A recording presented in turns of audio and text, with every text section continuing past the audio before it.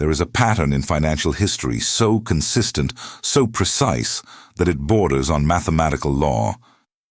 Every generation produces a new bubble. Every generation believes theirs is different, and every generation discovers at enormous cost that it was not. Michael Burry has spent decades studying this pattern. According to Burry's research, the mechanism behind market bubbles is not mysterious. It is not the product of bad luck or unpredictable events. It is a repeating cycle driven by human psychology, institutional incentives, and the same structural failures appearing in new costumes. Today, we examine exactly what Burry has identified as the engine of every bubble, and why that engine is almost certainly running right now. To understand why Burry's analysis of bubbles deserves serious attention, it helps to understand who he is. Michael Burry is a former medical doctor who abandoned medicine to teach himself investing. He built his methodology from primary sources, annual reports, regulatory filings, prospectuses, balance sheets. He did not learn to invest from a textbook or from a mentor on Wall Street. He learned by reading documents that most professionals never open. In 2005, Burry identified a systemic flaw in the American housing market that virtually every bank, regulator, rating agency, and economist on the planet had missed. He bet against it. His investors urged him to reverse the position. His prime broker tried to restrict his ability to operate. Everyone told him he was wrong. In 2008, his fund generated returns of 489%, while the market collapsed around him. When Burry speaks about the anatomy of a bubble, he speaks from the only credential that ultimately matters in finance. He has been inside one, and he has been right. Burry's framework for understanding market bubbles begins with a concept he returns to repeatedly across tweets, investor letters, and interviews. The idea that bubbles are not accidents. They are built. Specifically, Burry argues that every bubble in modern financial history is constructed from the same 4 ingredients, appearing in every cycle regardless of the asset class involved. The first ingredient is excess liquidity. When money is cheap and abundant, it flows aggressively into assets, pushing prices beyond what fundamentals justify. The second ingredient is a compelling narrative. Every bubble needs a story powerful enough to make elevated prices seem rational. In 1999, the story was that the internet would change everything, and traditional valuation no longer applied. In 2006, the story was that housing prices had never fallen nationally, and structurally never would. The third ingredient is institutional validation. Bubbles require endorsement from credible authorities, banks, ratings agencies, governments, financial media, who confirm that the narrative is legitimate and the risk is manageable. Without institutional cover, retail participation remains limited, and the bubble cannot reach systemic scale. The fourth ingredient, which Burry emphasizes as the most dangerous of all, is the elimination of skeptics. In every bubble, the people who question the narrative are marginalized, mocked, or financially destroyed before the bubble peaks. The cost of being early and right is nearly identical to the cost of being early and wrong. This is why, according to Burry's analysis, bubbles persist far longer than rational models predict. The mechanism that should correct them, skeptical short sellers acting on data, is systematically punished until the correction is no longer preventable. Burry's central thesis on market bubbles can be stated with precision.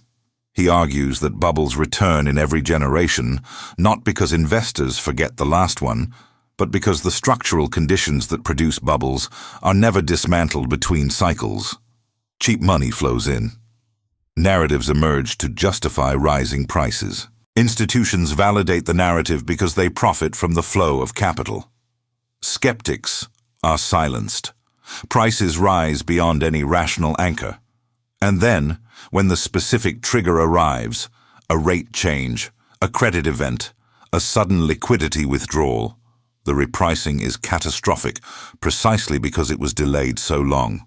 Burry has consistently argued that the most dangerous moment in any bubble is not the peak. It is the period just before the peak, when the evidence of structural fragility is visible to careful readers and completely invisible to everyone else.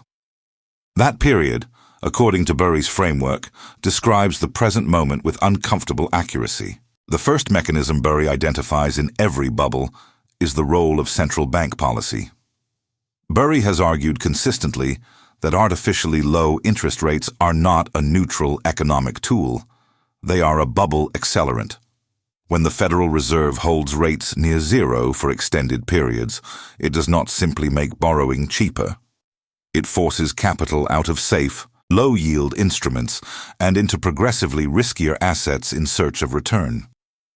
This dynamic is known among economists as the reach for yield, and Burry has traced it as a primary driver in every major bubble of the past 3 decades.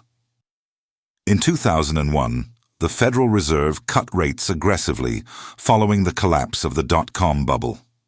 The cheap money that flooded the system did not rebuild the productive economy quickly. It found its way into housing. By 2005, Burry was reading mortgage prospectuses and discovering that the cheap capital had funded millions of loans that could not survive any realistic stress test. The pattern repeated after 2008. The Fed held rates near zero for nearly a decade. Capital flooded into technology stocks, passive index vehicles, and corporate debt instruments. Burry has noted that each cycle of cheap money produces a larger bubble because each cycle adds a new layer of leverage on top of the one before it. The foundation does not reset, it accumulates. Every bubble also requires a story capable of justifying prices that cannot be explained by traditional valuation. Burry has described this as the narrative prison. Once a compelling story about the future takes hold in financial markets, data that contradicts it becomes effectively invisible. In the late 1990s, any analyst who applied traditional price-to-earnings analysis to internet stocks was dismissed as someone failing to understand the new economy. In 2006, economists published papers arguing that demographic trends made housing price declines structurally impossible. Burry has pointed out that the narrative is not always false on its surface. The internet did change everything. Technology companies did produce enormous real value. Housing was, in many markets, genuinely scarce. The problem, according to Burry's analysis, is not the narrative itself. It is the price attached to the narrative. When the story is used to justify any valuation whatsoever, when the narrative becomes the reason to ignore every metric, every ratio, every historical precedent, the bubble is fully inflated. The trigger does not create the crisis. It simply removes the last reason not to reprice everything simultaneously. One of the most disturbing elements of Burry's bubble analysis is his examination of institutional behavior during the inflation phase. Burry has long argued that financial institutions do not simply fail to prevent bubbles. They actively participate in constructing them because their incentive structures demand it. In 2007, every major investment bank possessed, somewhere in its organization, the knowledge that mortgage-backed securities contained catastrophic structural risks. Burry has cited specific instances of internal documents, risk models, and analyst memos that acknowledged precisely what the public-facing ratings and marketing materials denied. The institutions continued to package, sell, and hold these instruments not because they were ignorant of the risk, but because the short-term incentive to generate fees and revenue overwhelmed the long-term incentive to preserve capital. Burry's analysis suggests this is not a behavior unique to 2008. It is the standard operating behavior of financial institutions in every late-stage bubble. The people inside the machine understand the risk in private. In public, the product is safe, the narrative is sound, and the fees are flowing. Perhaps the most psychologically precise element of Burry's bubble framework is his description of what happens to the people who identify the risk early. Burry has described his own experience between 2005 and 2007 as a period of sustained professional and personal pressure to abandon a position that was analytically correct. His investors threatened to withdraw funds. His prime broker restricted his ability to operate. Financial media treated him as a curiosity or a crank. Burry has noted that this pattern is not incidental to the bubble dynamic. It is essential to it. The bubble depends on the elimination of credible opposition. If short sellers can profitably bet against a bubble at any point, the bubble collapses earlier. The mechanism that keeps bubbles inflated is the financial and reputational destruction of those who identify them too early. This is why, as Burry has argued, being right about a bubble is not sufficient protection. Timing matters critically. And timing a bubble correctly requires either access to a specific catalytic trigger or an unusual capacity to withstand financial and psychological pressure for periods measured not in weeks, but in years. In 2019, Burry identified what he described as a new and particularly dangerous amplifier of bubble dynamics: the explosive growth of passive index investing. Burry's argument is specific and technical. As a larger and larger percentage of total market capital flows into passive vehicles, price discovery breaks down. Price discovery is the process by which individual investors and institutions evaluate the actual value of companies and buy or sell accordingly. This process is the immune system of a healthy market. It corrects overvaluation before it becomes catastrophic. When the majority of capital flows passively, buying the entire index regardless of whether individual companies are cheap or dangerously expensive, this corrective mechanism weakens. According to Burry's research, what replaces it is a momentum-driven market where large companies become larger simply because more capital is entering the index, not because they are generating more real value. The exit problem is specific. The stocks inside the most popular index funds, particularly the smaller constituents, have daily trading volumes far below what would be required for index fund holders to exit simultaneously. When the selling starts, the door is far smaller than the crowd trying to leave. Burry does not typically offer investment advice to the general public, but his methodology, as documented across investor letters, interviews, and public statements, offers a framework any serious investor can apply. The first principle Burry embodies is to read the primary source, not the summary, not the analyst note, not the financial media headline, the actual document. If you own an asset, Burry's approach demands that you understand exactly what you own, what the exit looks like under stress, and what assumptions the current price requires the future to confirm. The second principle Burry demonstrates consistently is to model the exit, not just the entry. Before any position is established, Burry's framework asks what happens if everyone tries to leave simultaneously. If the answer is catastrophic, the position carries a risk premium that the current price almost certainly does not reflect.